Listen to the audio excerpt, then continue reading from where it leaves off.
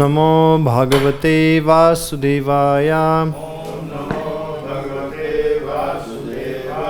Om Namo Bhagavate Vasudevaya. Today we are reading from the Srimad Bhagavad-Gita, chapter 9, text 8. The chapter is entitled The Most Confidential Knowledge. Prakritim. This is the page 405 in the books.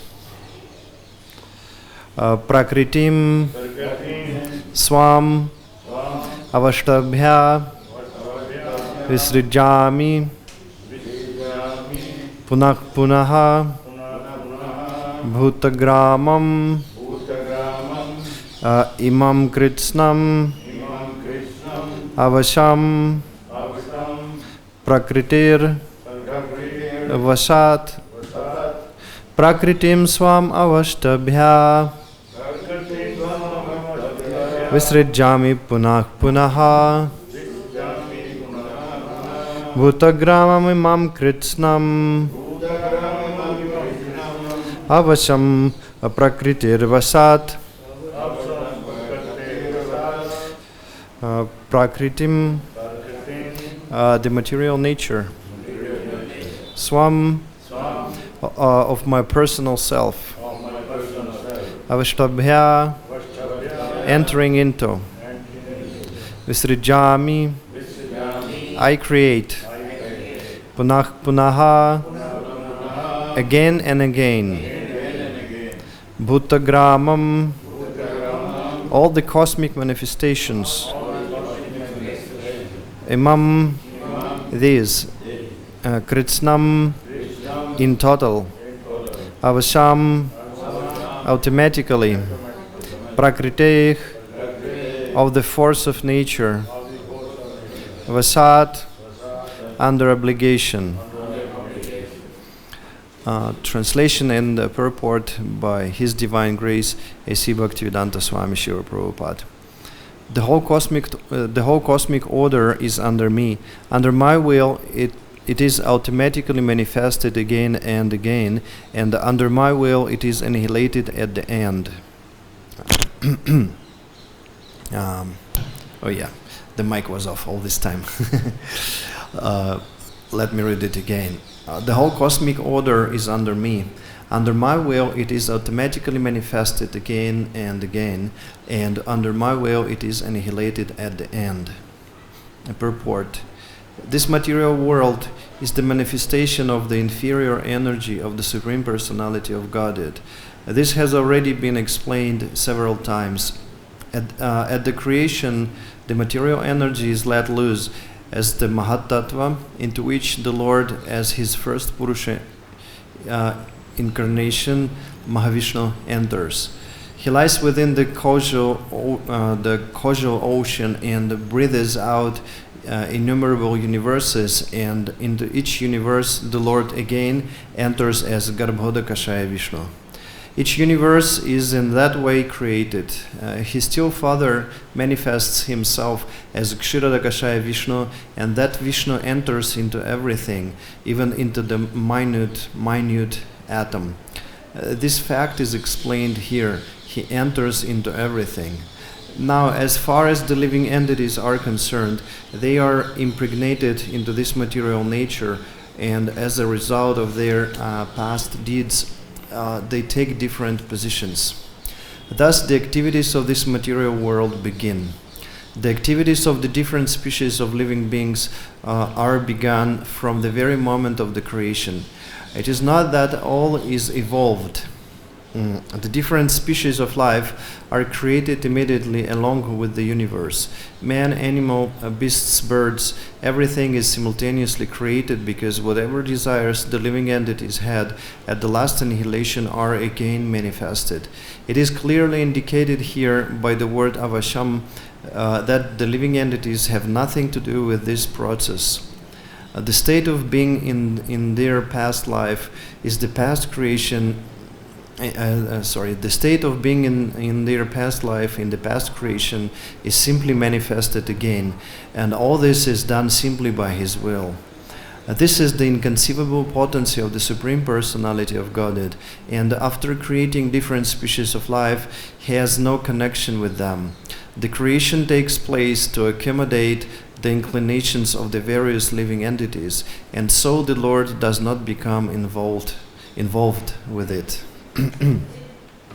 Om Jnana Timirandasya Gyananjana Shalakaya Chakshurun Militam Jena Tasmai Sri Gurave Namaha Sri Chaitanya Manobhishtam Sthapitam Jena Bhutale Swayam Rupah Kadamakyam Dadati Swapadantikam Vandeham Sri Guru Sri Yudapadakamalam Sri Gurun Vaishnavam Scha Sri Rupam Sagrajatam Sahagana Raghunatha Vitam Tam Sajivam Sadvaitam Savadhutam Parijana Sahitam Krishna Chaitanya Devam Sri Radha Krishna Padan Sahagana Lalita Sri Vishakanvitam Scha He Krishna Karuna Sindhu Dinabandha Jagatpate Gopisha Gopika Kanta Sri Radha Kanta Namaste Tapata Kanchana Gaurange Radhe Vrindavanishwari Vrishabhanu Suti Devi Pranamami Hari Priye Vanchakalpatarupyascha Kripasinhupyevacha Pachitanam Pavanebhyo Vaishnavibhyo Namo Namaha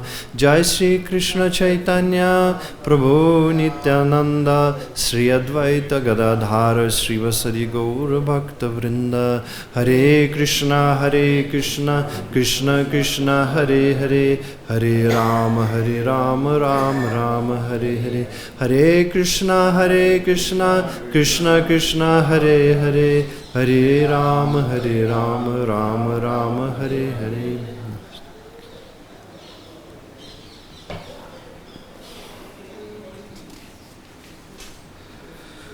The whole cosmic order is under me. Under my will, it is automatically manifested again and again, and under my will, it is annihilated at the end.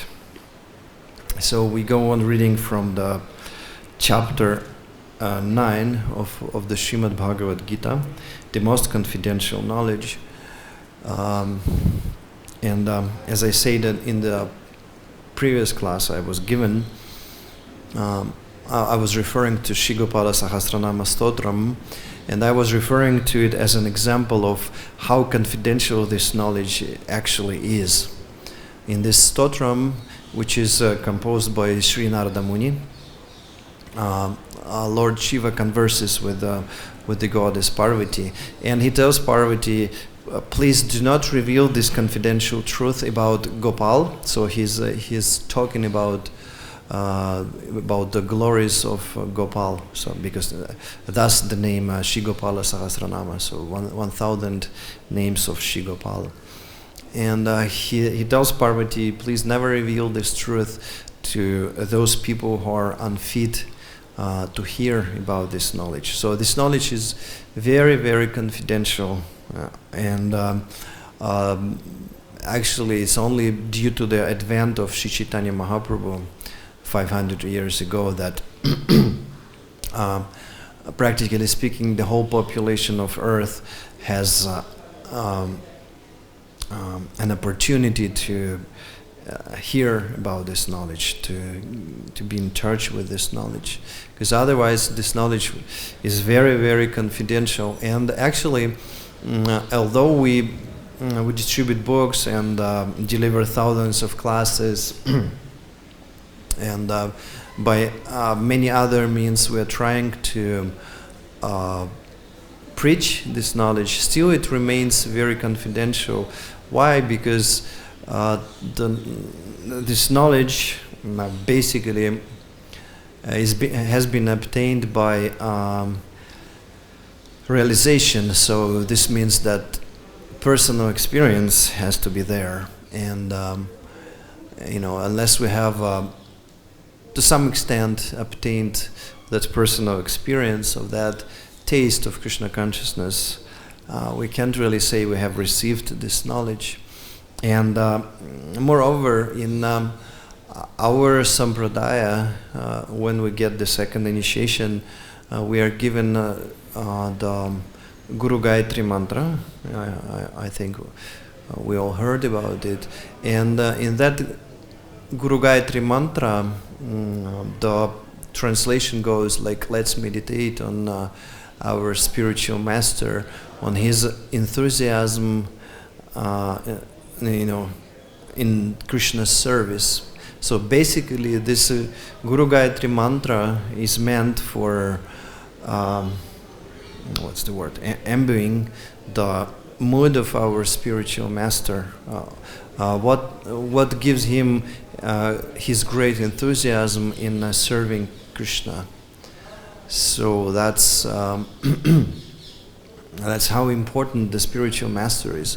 So when we get our Gayatri mantras from him, then one of the mantras, Guru Gayatri mantra, by chanting this mantra, we basically catch our spiritual master's mood in the service of Krishna. And when we catch this mood of Krishna's service, we catch this taste he feels in serving Krishna. So that's how the higher taste is being manifested fully and completely. So this knowledge is very confidential, and we have an opportunity to get it and realize it only by the mercy of Sri Chaitanya Mahaprabhu and his followers. Otherwise, some people, they are inclined to argue with the Gaudiya Vaishnavas, like what's exactly special in the Gaudiya Sampradaya. If we look at other Sampradayas, they might have even higher standards. They might follow even higher standards. They might follow more austere practices, like let's say in Udupi. In Udupi, so that's our sampradaya. But the Brahma Madhava Gaudiya sampradaya is very big, actually. So in Udupi, they serve Udupi Krishna, and as I heard, when a particular Swami or sannyasi of a particular math, it's a few of them in Udupi, when he's given an opportunity to serve to Udupi Krishna, then correct me if I'm wrong, but basically he's serving, he's doing one puja after another, and he's got only 2 or 3 hours to sleep. So that's that's very austere. And the more I live in Vrindavan, the more I understand that some other devotees, not necessarily belonging to ISKCON community, they might follow a very high standard, like let's say every Ekadashi they don't sleep and they do Govardhan Parikrama, or some of them do everyday Vrindavan Parikrama, and some of them do 2 or 3 parikramas or even more every day. It's like, my God, it's inconceivable for me. How can someone do like this? And so what to speak about those who chant a lot of rounds. So some of those sampradayas, they argue with us what's special in Gaudiya Sampradaya. So what's special, or why you say that Krishna Bhakti is so special? We have Vishnu Bhakti, and we follow maybe even higher standards than you. So what's the point?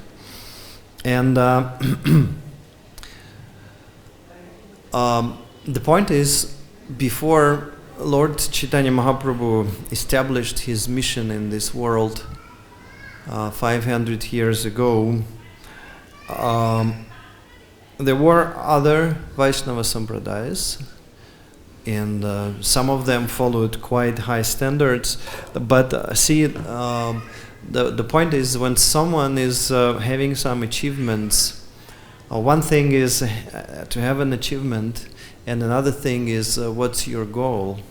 Like let's say if you are very austere, if you fast every Ekadashi, and circumambulate Govardhan Hill every day, or you do 2 or 3 parikramas around Vrindavan, and you chant a lot of rounds, or you chant some other mantras, or follow some other austere practices. So the point is, what are you actually doing it for? What are you doing it for? Like in Chaitanya Charitamrita, there is an account described about Lord Chaitanya conversing with the followers of Madhvacharya, and Lord Chaitanya basically cracking them for their lack of siddhanta, of the proper siddhanta, because according to them, they actually followed some karma kanda like principles, although they were very pure, like brahmanas and pakha brahmanas. But their siddhanta was like one has to follow varnashram dharma, and that's the way and the truth and the light.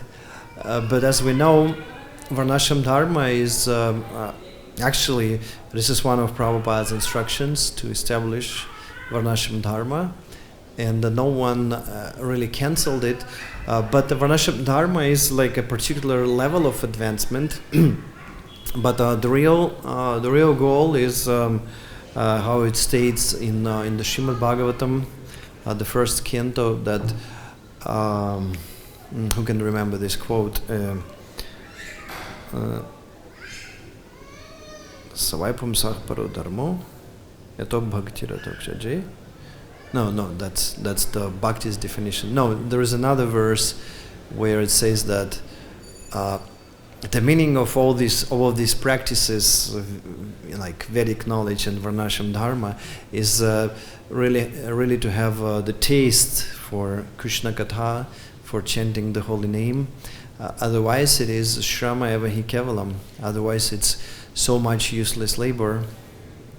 So, and see, the main point is we don't argue that other sampradayas might have very exalted personalities of them, and the followers of those sampradayas can achieve very high levels in spiritual life.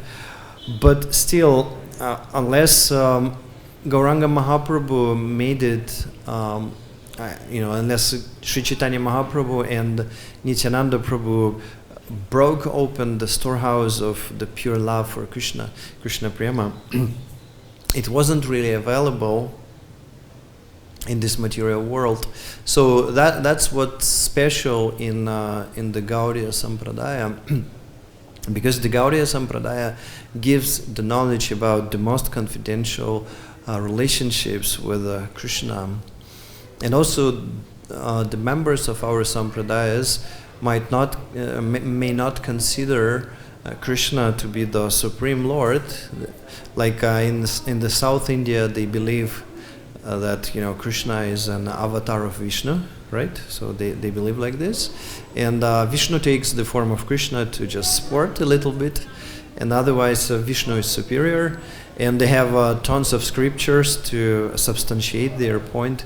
So it's basically useless to argue with them. But we as Gaudiya Vaishnavas, we follow the conclusion of the Srimad Bhagavatam, Krishnastu Bhagavan Swayam. So Krishna is Bhagavan Swayam, he is the Supreme Lord. And Eti Chamchah Kalach Pumsach. So all the other incarnations and plenary portions of the Lord are subordinate to him. And this is why in the Sri Chaitanya Bhagavata, in the beginning, you can read that even Vishnu and the other incarnations of Lord consider themselves to be servants of the Supreme Personality of Godhead, Krishna. So even Narayan and other incarnations, they think themselves as servants, as Krishna's servants, fulfilling particular missions given to them. So when the Lord says the whole cosmic order is under me, Under my will it is automatically manifested again and again, and under my will it is annihilated at the end. Basically, this means that this cosmic creation is manifested and maintained and then annihilated. This means that someone, a person who is in charge of that on behalf of Krishna, is doing this service. Like let's say at the end of the creation, the Lord Shiva starts dancing his Tandava Nritya, and he's dancing so intensely that it generates a lot of heat, and the whole universe basically burns down, and together with actually Lord Shiva. So Lord Shiva has has different aspects. In one of those aspects, Lord Shiva is a Sadashiva. Basically, he's an expansion of Mahavishnu. And as we can read in Shri Brahma Samhita, Lord Shiva is the glance of Mahavishnu over the material energy. So Mahavishnu's glance over the material energy takes the form of Lord Shiva. So in the spiritual world, Lord Shiva has his own planet, Sadashivalok, which is located on the border between the material worlds and the spiritual worlds.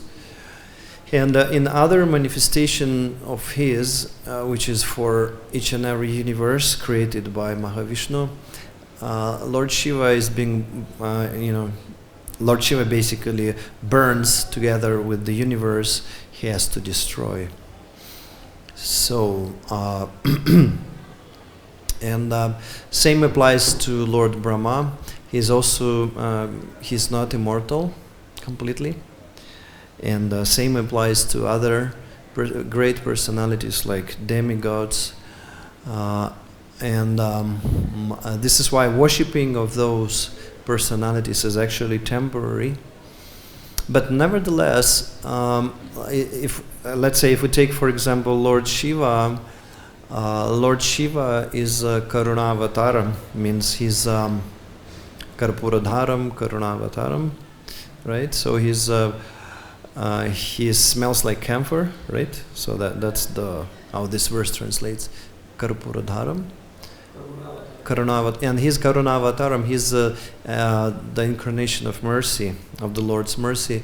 The Lord in this form mercifully gives shelter to those living entities who are unfit to worship Lord Vishnu. And this is why when they serve Lord Shiva, and let's say when they live with Lord Shiva on the same Kailash, for instance, many of them, like 99% of them, they are convinced that Lord Shiva is actually supreme, because in this way they can focus their complete attention on the service of Lord Shiva. But unto those who are fit to get this knowledge, Lord Shiva actually reveals more confidential knowledge, like in case of his wife Parvati Devi. She's quite fit to get this transcendental knowledge.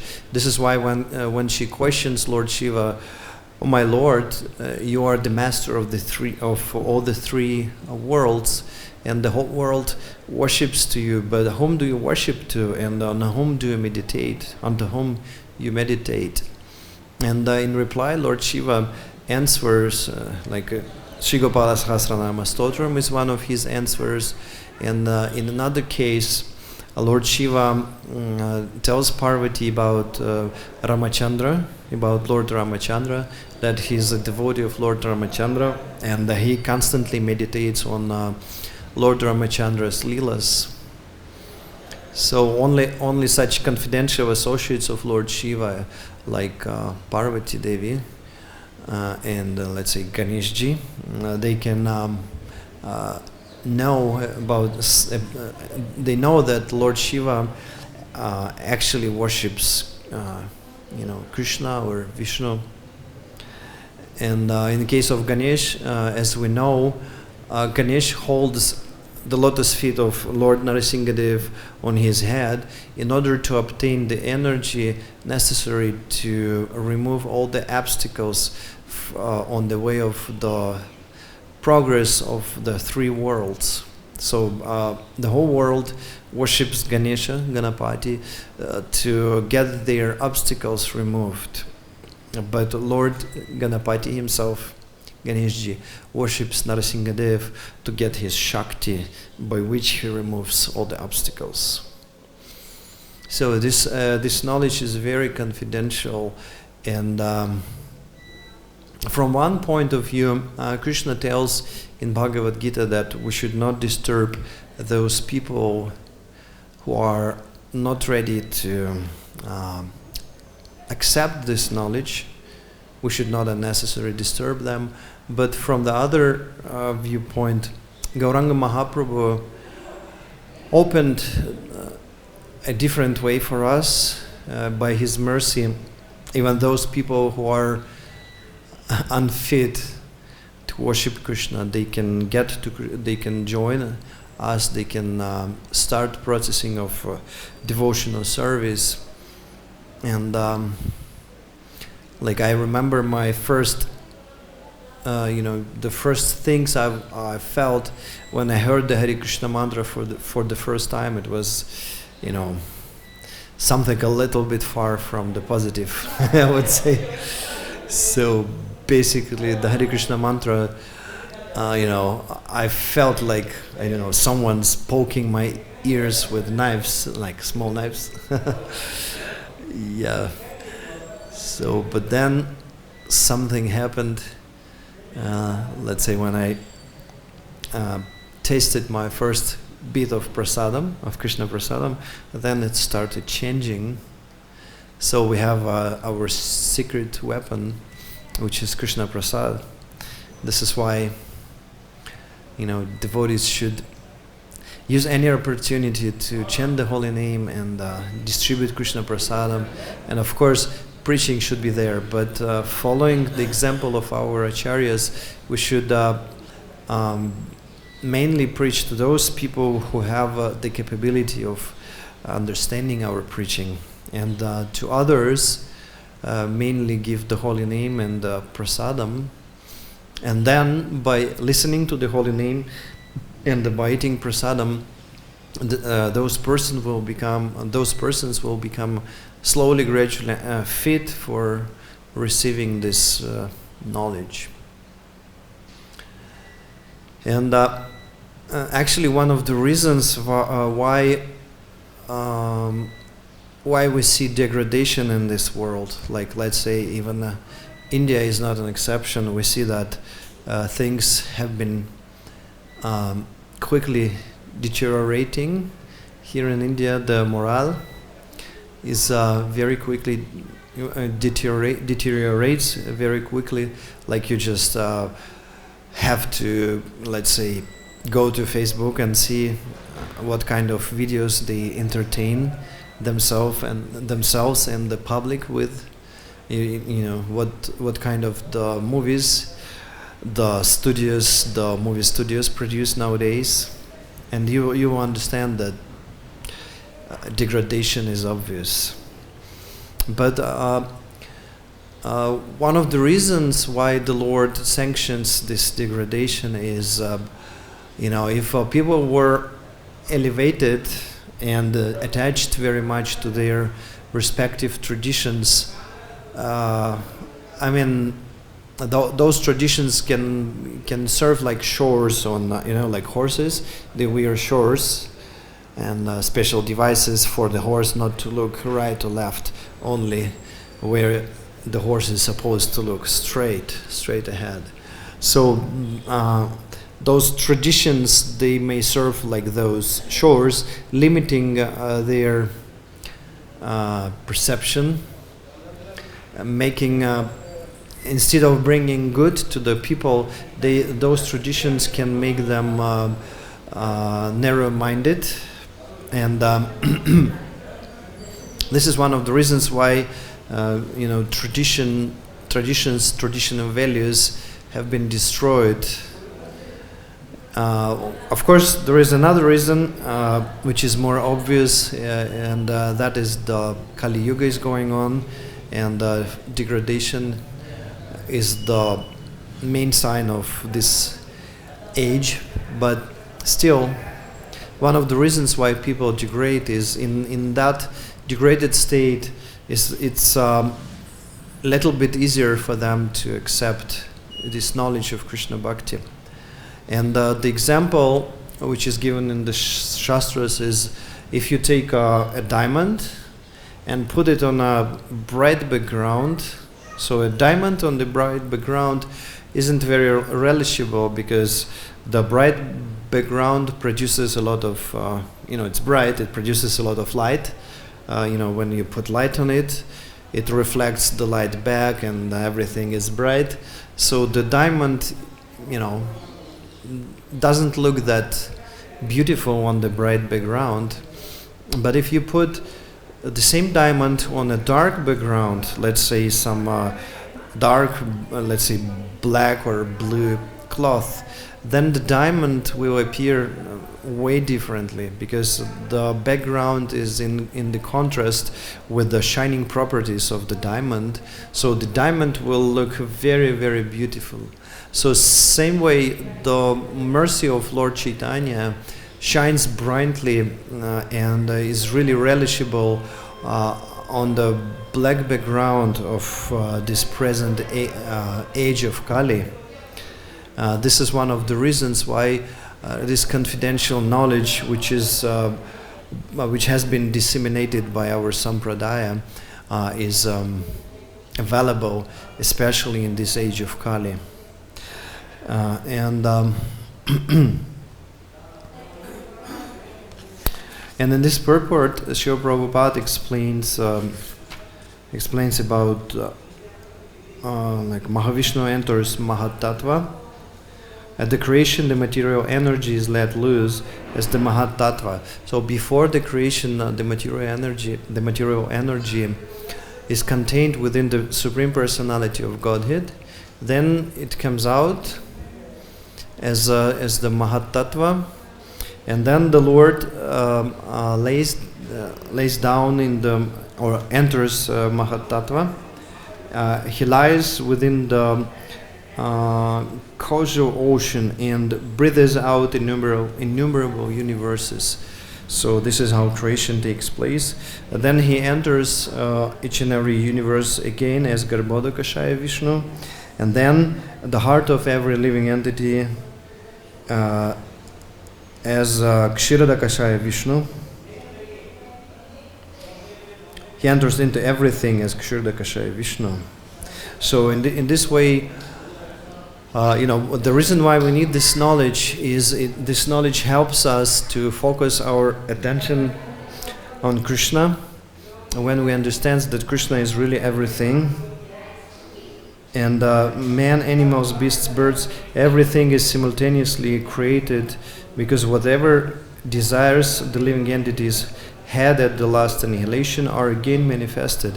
So all the created species are there only because there are living entities. There is a variety of living entities with their respective desires, and according to their desires and according to what they deserve, the Lord again creates this material universe. And this contradicts the theory of evolution by Mr. Charles Darwin. You all have heard about this, right? So is it still being taught in schools, right? That Darwin's theory? Yes, it's still... Huh? No, they still teach it because it's a... basically it's a particular, let's say, religion. Like, some people laugh on it, like a joke about this, that Darwin's theory is a text-supported religion. So basically both of the doctrines are inherently religious. Means you have to believe in Darwin's theory because there is no real proof, although they're trying to present it as such that it's proved. But both of the theories, that the theory of creationists, that this creation was created by God, and the evolution theory of Darwin, we have to believe in that. And the only difference is Darwin's theory is a text-supported religion.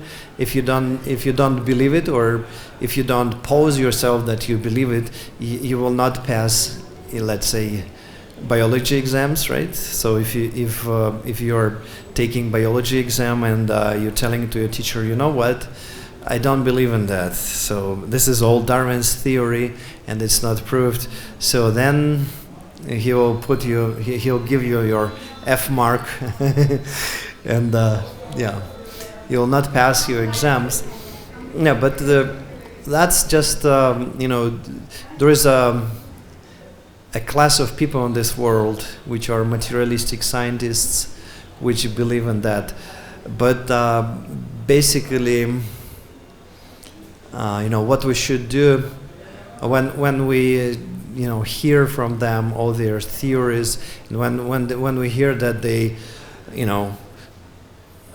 they've sent their rover to the Mars, and they show us the videos from Mars, etc., from the moon. They said back in 60s that they put their man on the moon, man walked on moon back in 60s, and then something bad happened, so this technology was momentarily destroyed. This is why we can't repeat this right now, like 50 years after, or 60 years, right? So when we hear from these people, the only question we should ask themselves, okay, who's sponsoring you? So who finds it profitable for you to say what you say? And this is what makes it different, what makes the difference between the Vedic knowledge and between the modern science. Because not no one, but Krishna is sponsoring the Vedic science, the Vedic knowledge. Krishna is the sponsor over there, and he's the absolute truth. And from the other viewpoint, the scientists, if you take any scientist, just ask yourself, okay, who is sponsoring you? Which corporation or which government is sponsoring you? So it's not exactly the same thing, the Vedic knowledge and the modern science, because the scientists have to say what they need to say, what others who sponsor them tell them to say. So this is why their opinion, from the objective point of view, has a doubtful value. Although, of course, we should give them the credit. They have achieved so much in the fields of some technologies, like this camera, for instance, is such a miracle of technology. It's such a technological miracle, and the way that this class is broadcasted online, and then it will be put on YouTube. This is wonderful. So we should give them the credit. Some of them have, they're really trying to do good for people, but still the fact is their opinion isn't really objective. So means their opinion is subjective, and it's paid for by particular persons or particular companies. So this is why when we hear from the scientists, we should be really careful, and we shouldn't make a mistake that, let's say Prabhupada said that man never walked the moon, and it actually made some of his disciples to leave Prabhupada because they really had a faith in what the scientists had to say. But then, that's the whole different story. I don't want to go too deep in that, but there are many people who argue and they point to very substantial facts, or proofs that actually it never happened really. So man never walked on moon. Not at least not back in the 60s, when their computers were so big and heavy, and there are so many problems they would have to deal with, and so the technology wasn't that developed back that time. Well, so when we have to, let's say, compare Srila Prabhupada's opinion and the modern science opinion, we should understand, the difference. That Srila Prabhupada is referring to the Vedic authority, and scientists, they just say what they are paid for. So those are two different things. And although we should appreciate the good they've done for the humanity, but also each and every invention of theirs, because it's not a natural thing, it also has bad consequences, of course. Yeah. So this is what we called faith. So we should Shraddha. We should have faith in Prabhupada's words, and also Srila Prabhupada stated that even if they were on moon, or they think they were on moon, so most probably that wasn't really moon, that was Rahu, one of the closest planets to Earth. And according to Srila Prabhupada's opinion, the real moon is actually in a different, it's not in this dimension really. So this world, which is described in the Vedas, the moon as the heavenly planet, is in a different dimension, and not in this dimension. So the scientists wouldn't be able to go there by their Sputniks anyways. So and one of the reasons why Srila Prabhupada wrote so many books, let's say, analyzing the modern philosophy, the modern science, so why he spent so much time speaking about the material energy, and in the books also why he speaks so much about the material world. One of the reasons is our consciousness is there. So when we study this, when we really understand that we are not a part of this world, actually, then we can develop taste for more spiritual topics. But unless we have doubts, we have to study those books of Srila Prabhupada, which deal with the material science and with the difference between the matter and the spirit. So, and this way we can slowly, gradually make progress on our spiritual path. And in this chapter, we've been discussing. Let me read this text again. The whole cosmic order is under me. Under my will, it is automatically manifested again and again, and under my will, it is annihilated at the end. So basically, this means that everything is directed by Krishna's supreme will. Everything. So when one understands this, when a devotee understands this, then he can focus his consciousness completely. Let's say during chanting of his rounds, he can do his or her best to hear the holy name attentively, and in this way achieve success in spiritual life by his guru's blessings. Hare Krishna. So we stop here, and any questions or comments? Hare Krishna. I was stuck on that your comment. Lord Ganesha carried Narasimhadev's. So can you elaborate more? Lord Ganesha did some austerity or prayers to Narasimhadev? Well, this is a verse from the Sri Brahma Samhita. You can find it, that Lord Ganesh holds the lotus feet of Narasimhadev on his head. So this means that Ganeshji constantly worships and meditates Narasimhadev to obtain his power to remove the obstacles on the way of the progress of the three worlds. This is called Vigna. Yes, yes. So he's getting this quality by worshiping Narasimhadev. Yeah, and let's say in Sri Vaishnavism, they worship Narasimhadev a lot also, right? Like Lakshmi, they worship Lakshmi Narasimha. They even have like in our sampradaya, let's say Gopal Bhatta Goswami explained how we can substitute worshipping particular demigods with the particular Vishnu avatars and the devotees of the Lord. So same way in Sri Sampradaya, they have knowledge how to, let's say, when they do Navagraha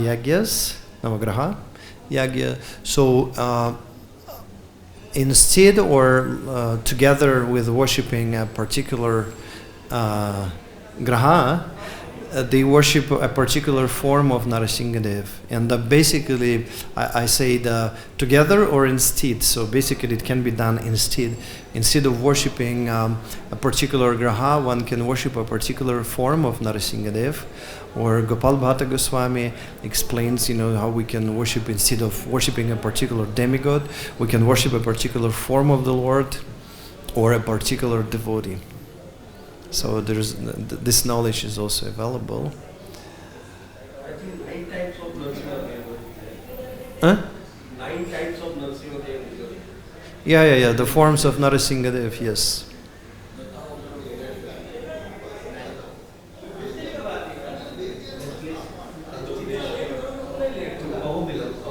Ahubilam, yes. Yes. But still, I would like to say here one thing, that although we worship the Supreme Lord, still we should remember that being disrespectful towards the demigods is one of the offenses one may commit.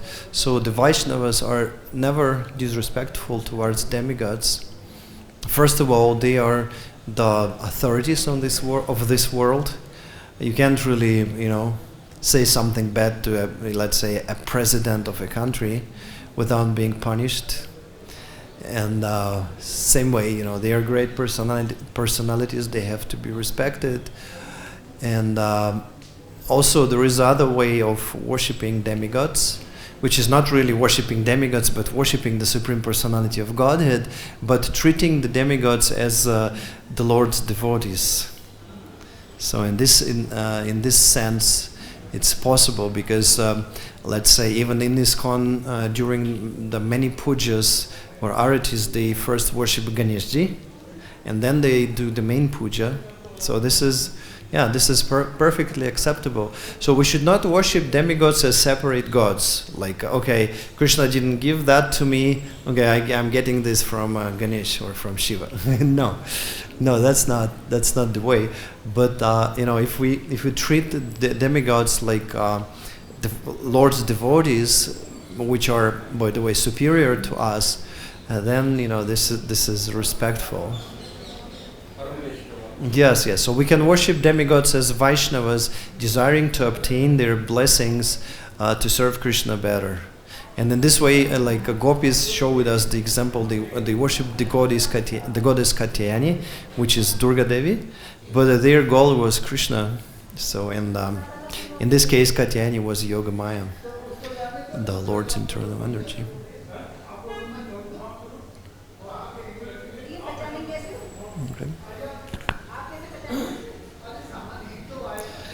Okay, if there is no more questions or comments, then we stop here. Shri Prabhupada ki jai. Shri Prabhupada. Shri Bhagavad-Gita ki jai.